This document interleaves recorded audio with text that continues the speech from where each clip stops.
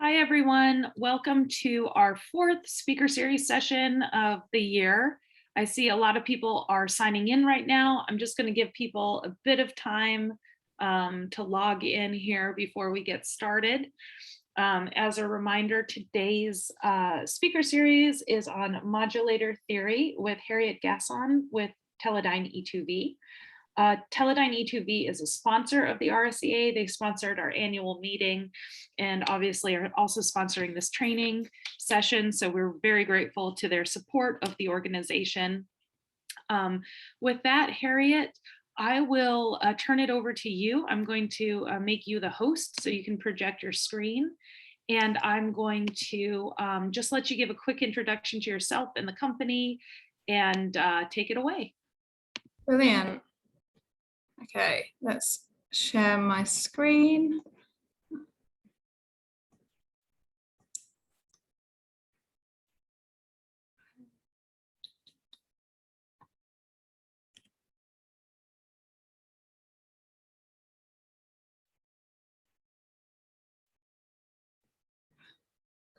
Share screen. This one, brilliant. So hopefully you can all see my screen now. It's coming up. It says, yep, there it is. You're good to go. Perfect. So my name's Harriet Gasson. I am application specialist at Teledyne E2V. So we've been manufacturing parts that go into radiotherapy machines for a very long time now. I think our parts are in something like over 80 or 90% of the world's radiotherapy machines. And we've got magnetrons, thyrotrons, and modulators in those. So today I'm going to be speaking to you about modulators. I'm going to go through a little bit of the theory behind how different kinds of modulators work, what the benefits are of different types of modulators, and talk about some of the modulators that we make as well. So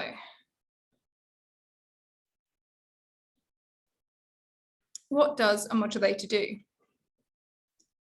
Basically, what it does is takes your mains power and turns it into short pulses that can be used to power things like magnetrons and klystrons and all that good stuff, which we find in a lot of different applications, but most of you will probably be most familiar with them in the medical field. So different modulators are designed to produce different sizes of pulses. So you can design a modulator for different voltages, currents, pulse durations, repetition rates. Just, it really depends on the application that you have as to how you would design your modulator. And a lot of companies over the years have designed their modulators to work specifically for their applications. And so they won't have necessarily as much play within each of the variables as other modulators might, just because they've been designed for one purpose and one purpose only. They're made of a few generic parts, really.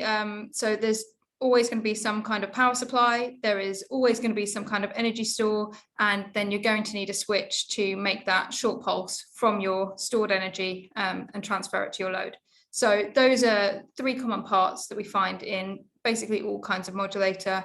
And I'm going to go through the ways in which they differ.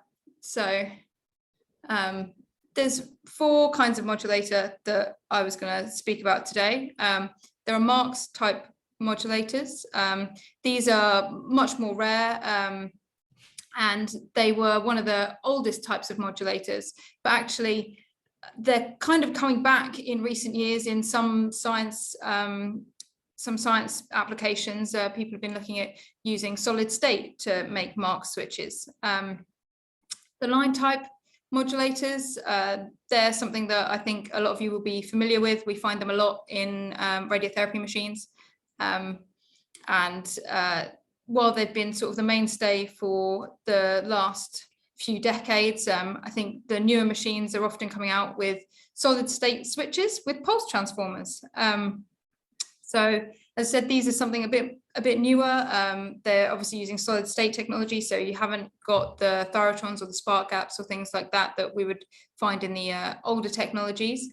And we find these in the newer variant and elector machines, so like Halcyon, Unity, that kind of thing, have these types of modulators in them.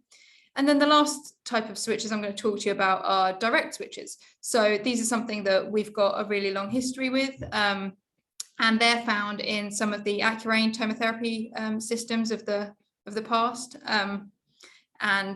Yeah, we've basically gone on a bit of a journey with those, and I'll tell you a bit more about where that journey is and where it's going towards the end of this presentation.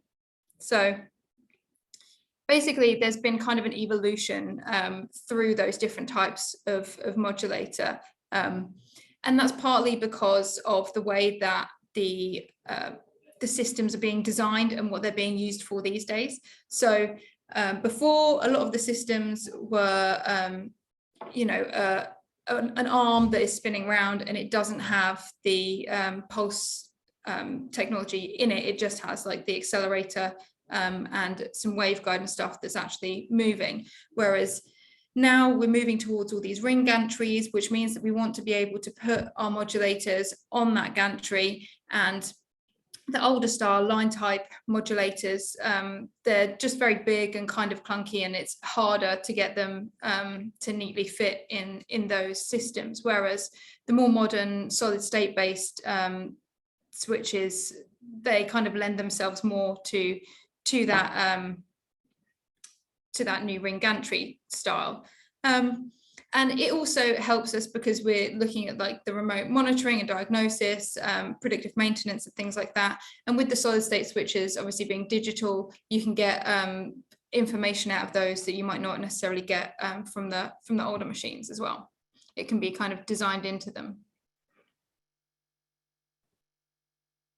So I'm going to start talking about the Marx generator or Marx modulator. So this is a fairly simplified diagram of what you would see if you took apart a Marx generator. So we've got a lot of capacitors, and they're all in parallel with each other in this diagram. So you can see each of these will fill up with charge when we provide the power from the power supply. And then when we want to discharge, we'll close the switches. And actually, because of the way that this is designed, we only need to close one switch, because often these are spark gaps. And so when you go over a threshold voltage, it will automatically switch itself on. So if you trigger one switch, then the others will follow because they'll be overvolted by the charge that's been stored in those capacitors. So this is quite a nice way, and it was quite a good way in the early days of getting yourself a high voltage pulse. It's somewhat impractical in that you have to have a lot of different components, and you've got to have all your switches, and you've got to make sure everything's set up, and you're obviously charging capacitors and storing all that charge in a lot of capacitors as well. So it's not really been used in the medical field so much, but like I said, people are now looking at instead of using the traditional spark gaps for those switches, actually moving towards solid state and having solid state switches with the storage capacitors as well. So I've just got a quick picture here, if it's going to come up.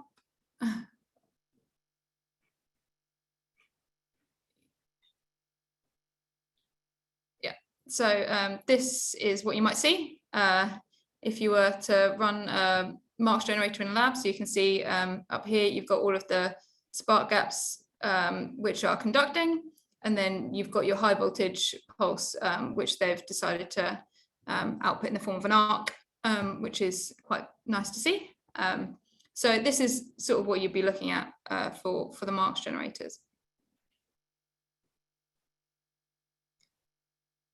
The line type modulator, as I said, a lot of you will probably be very familiar with this. So we have our power supply, and in some cases we'll have a DQ circuit. Not everybody has a DQ circuit, but it is a feature in some of these line type modulators. We've got our thyratron, which could be your CX1140 LGC, CX1154L, or maybe a CX1159G, depending on which manufacturer and which age of equipment you've got. So then we've also got our pulse forming network here, a pulse transformer, and then on here I put a magnetron load, but obviously it could also be a klystron as well. So how these work, we've got the charge which is fed in from the left here, and we're going to charge our PFN up with that. And then when we have completed charging our PFN, we can pulse our thyratron, and we'll then discharge through our pulse transformer into our load. So these systems, they end the pulse when all of the energy from that PFN has been transferred to the load. So that's what ends the pulse. And so that then means that if you didn't have the pulse transformer, your thyratron would have to be able to manage the full pulse voltage. So the pulse transformer is generally used because then we can get away with a lower rated thyratron to create a pulse that is the right voltage and current for our load. So the downside to these types of modulators is that obviously, your thyratron is not going to last forever, and you might have to replace it at some point. You're also quite fixed in your operating points. You've got that fixed energy store, and you've got other sort of circuit requirements in there that stop you from being able to change too many of the parameters. And the bonus is, though, that sometimes it can be easier to get in and fix individual components because they tend to be fairly open in the systems. But yeah, these are sort of the mainstay of the medical equipment that I think a lot of people are familiar with these days. So I've got a couple of pulses here. So you can see the typical waveforms. You've got a bit of voltage overswing. So you've got a little bit of a spike at the front end, and you've also got some swing on the back end as well. And you can see here we've got a nice current and voltage pulse from a line type modulator, where you've got quite a nice flat pulse on your voltage and a fairly flat current pulse as well, which is really good. That's what we want for our loads. So coming into the modern times, we've obviously moved towards some of these solid state switches with pulse transformers. I don't know how many of you are familiar with these, but they're definitely becoming more common in equipment as we go through time. So if you haven't seen them yet, it's something that, in the next 10 to 15 years, you probably will come into contact with just by virtue of them being put on a lot of the newer designs of machines. So with these, the circuitry is a little bit different, as you can see. So we've started off, we've got a DC power supply here, and then we've got a storage capacitor in here, where we've then got our switch. The switch is driven from a trigger drive system that's external to the actual modulator, or sometimes they do have them built in as well. It just depends on the design of the modulators. And again, generally they'll go through a pulse transformer. And so in this type, they go through a pulse transformer through to the load at the end. Again, I've put magnetron load, but you could, of course, provide the power for a klystron with these as well. Interestingly here, the current pulse is not necessarily as flat as you might see on the line type modulators.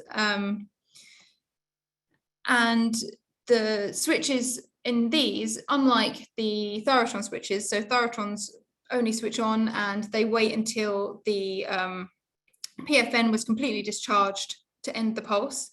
In these systems, the switch turns on and it turns off. So it's a programmable pulse. So you program the start and the end of the pulse in these, and the switch has to switch itself on and off. And that means that we're not emptying the storage capacitor fully.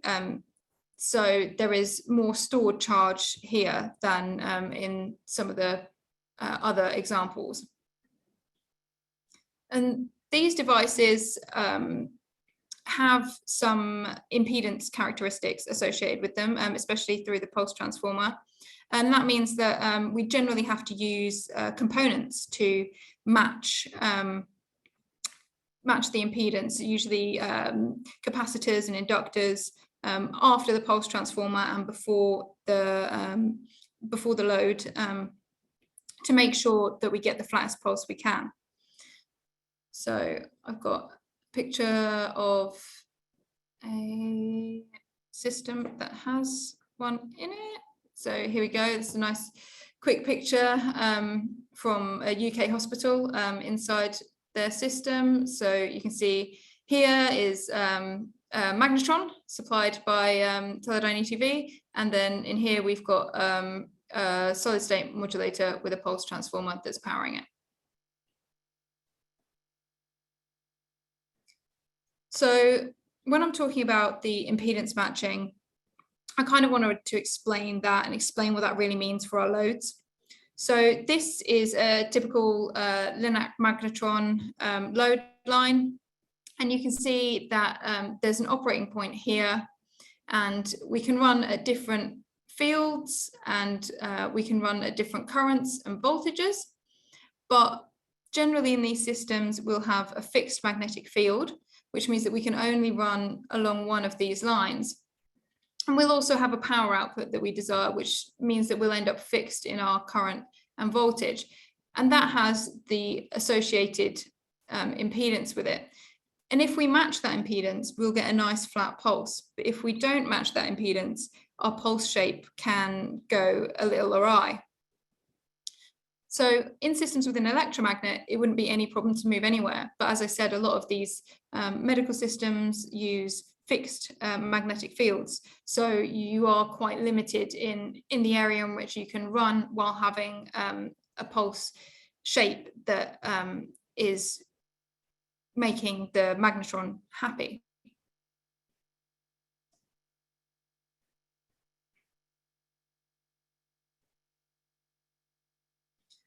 So this is the pulse shape that we want. This is in a matched condition, as we would call it. So it's a flat pulse, but you can see a little bit of a spike at the front end. And this is just to do with the charging of the components that I spoke about earlier. So because we have to have components in there that match the impedance up, we generally end up with some kind of capacitance in there, and that is what we see in that front end, the charging spike of those capacitors, or that capacitance. And this kind of shape is going to ensure the best performance from your load. However, if we increase the current and we don't change our magnetic field, we might see a shape like this. So you can actually see that, if you're at the same current as measured in the center of the pulse, you're actually getting a lot lower current at the front end and a lot more current at the back end. And likewise, if we go down in magnetron current, the back end of the pulse will come down. And so, again, we're no longer matched, and we're not going to get that optimal performance out of our devices. In fact, it can change the frequency that the magnetron outputs, and therefore, the AFCs and that kind of thing will have to compensate for that. And you'll still get a slight loss of power as well, because it will change throughout the pulse. So it's not that it would change pulse to pulse, but that from the front to the back of the pulse, you might have different frequencies involved. And so you're not going to be transferring as much power to your Linac as you would be if you had a flat pulse where the current remains the same, the magnetron current remains the same across the whole pulse. So as you can see, this is a sort of example of what the difference is between the matched pulse, which is blue and in the middle, and then the extremes of unmatched pulses. in the yellow and the turquoise. We've taken some data ourselves to show what the difference is if you do these kinds of experiments. So on the left, you can see the data from a magnetron where the magnetic field has been adjusted every time the magnetron current has been adjusted. And you can see that they're all really nice flat pulses with that little charging spike at the beginning. And on the right-hand side, you can see what happens if we don't adjust that magnetic field. So you can see the back end of the pulse coming down with the lower currents and the back end of the pulse going up with the higher currents. And this means that you're just not going to be getting that optimum power out of your device. You'll be running your device at the same power level, but getting less out of your less dose or less RF into your accelerating waveguide.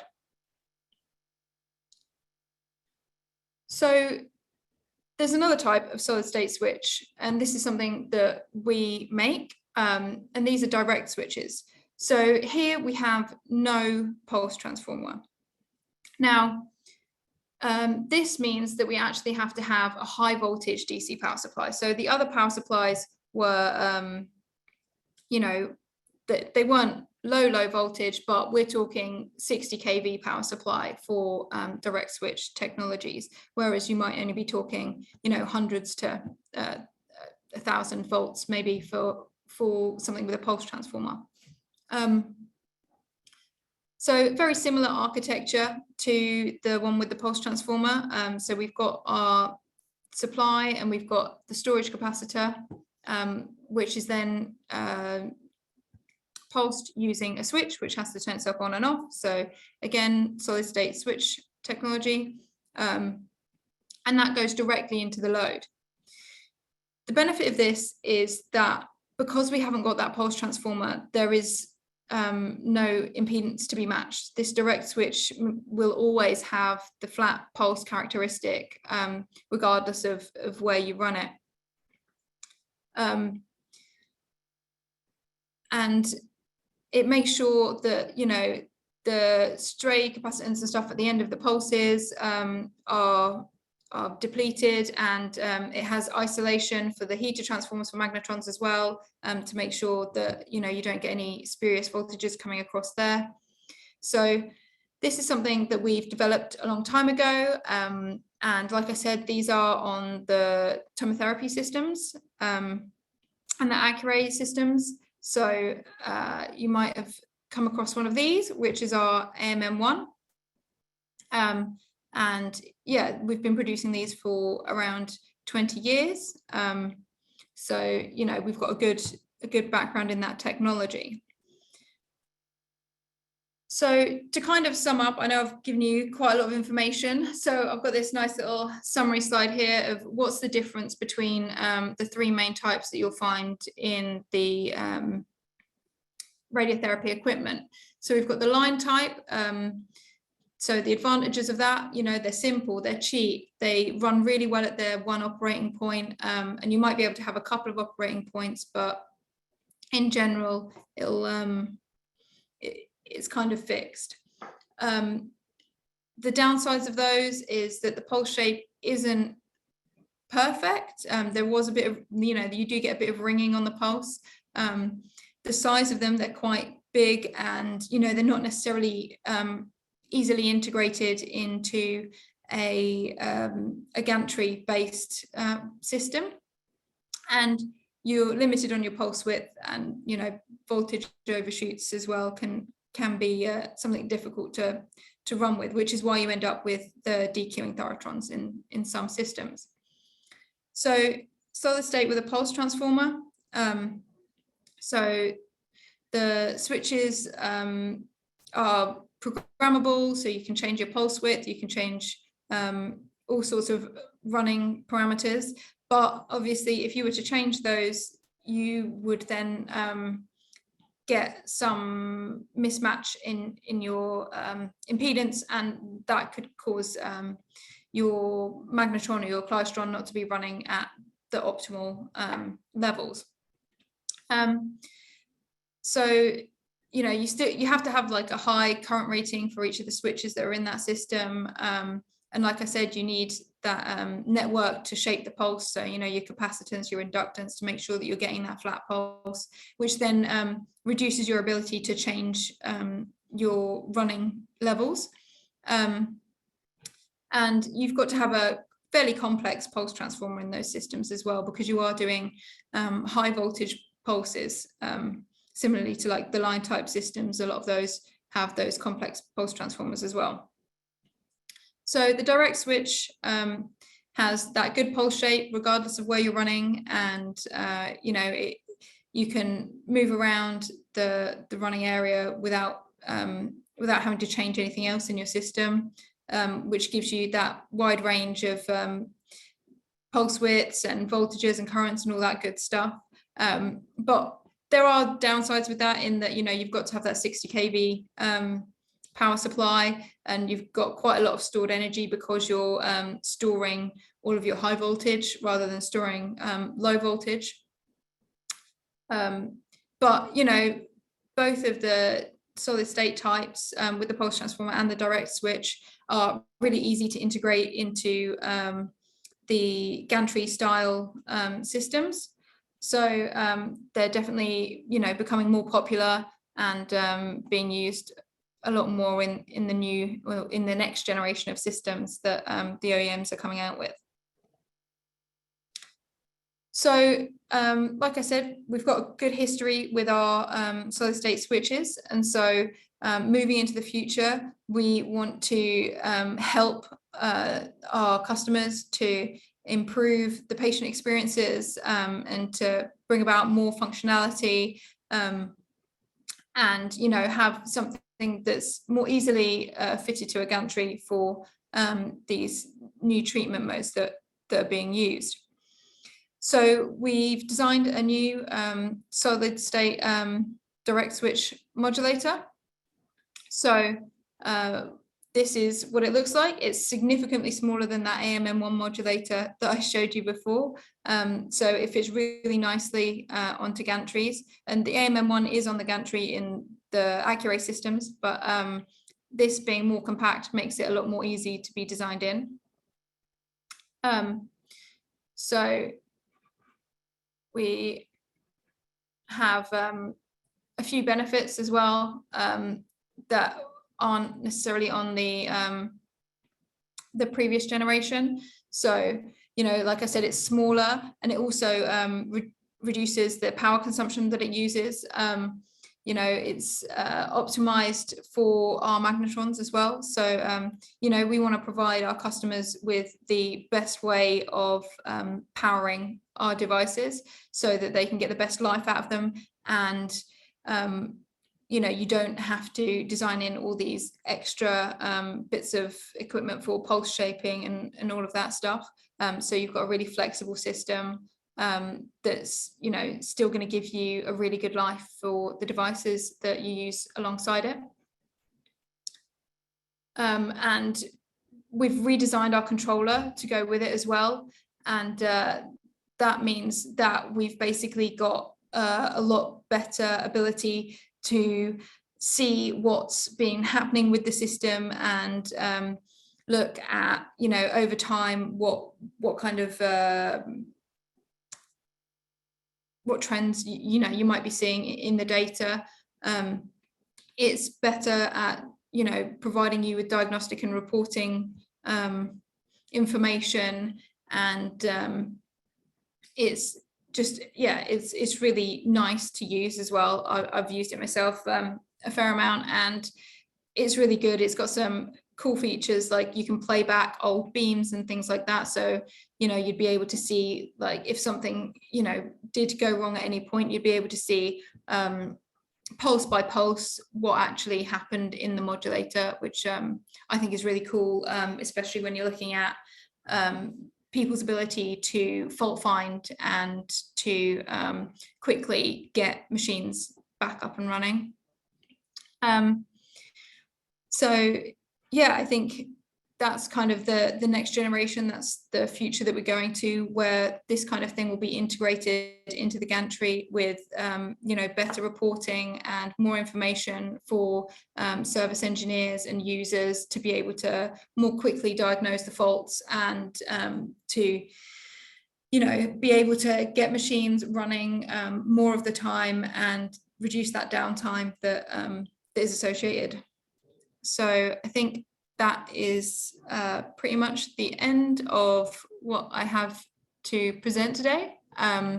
So I want to thank everybody for coming and listening. And if you've got any questions, I think Sam will probably help me to read through any that you type into the chat, or you know, send through. But you know, if you've got questions as well, feel free to email them through to us afterwards if you don't want to ask them in this forum. Hey guys, it's Ariel. I'm also back. And so just a reminder, if you have any questions right now, please, down at the bottom, there's the Q&A button. Enter your questions in there. And Harriet, we do have a few for you. So the first one is from Corey Hatcher.